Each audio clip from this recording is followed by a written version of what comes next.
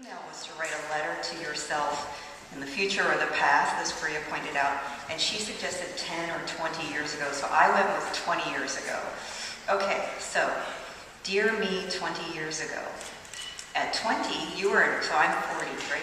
So at 20, you were an undergraduate at Amherst College, and in your junior year, you were in Paris, where you studied abroad.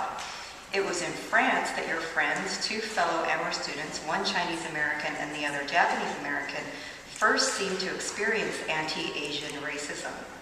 Janet, the Chinese American, was a wealthy, domineering young woman used to getting her way.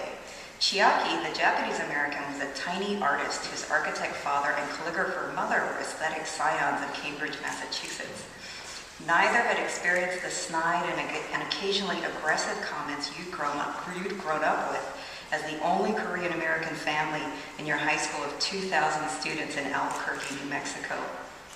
So it was in France that your friends discovered the strange celebrity of racism, when people look at you for too long and when they murmur or shout strange things as you walk by. You remember the night the three of you, Chinese, Japanese, Korean, walked into a left bank bar filled with carousers to experience the hush that descended on the place when you three walked in, and the growing murmurs of les Japonais, les Japonais. It was the early 90s, remember, when Japan still incited the envy and hatred of the West. You remember the shouted slurs when the three of you wandered strange streets late at night, eyes still stinging from the fog machine, and ears still ringing from the wretched Europop at another rave. You aren't the only Asians in Paris, but somehow it seems as if the three of you are some kind of rarity, a show to be oohed over or despised. Janet, the Chinese American, would become radicalized through the experience of Paris. She, along with a Latino student who was repeatedly singled out for anti-Muslim slurs in Paris, would insist upon a meeting about racism with the study abroad office upon our return to Amherst. Several students would air surprising grievances in the meeting, and the study abroad office would promise to share our experiences with future students, but you would remain relatively quiet during that meeting.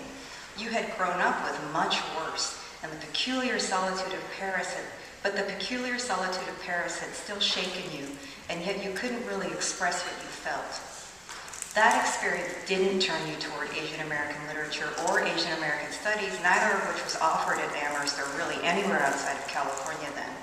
But years later, as a graduate student at Berkeley, you would discover that your dissertation on modernist poetry was shifting toward representations of Asia and then to Asian American poets, and you would start to analyze modes of minority expression.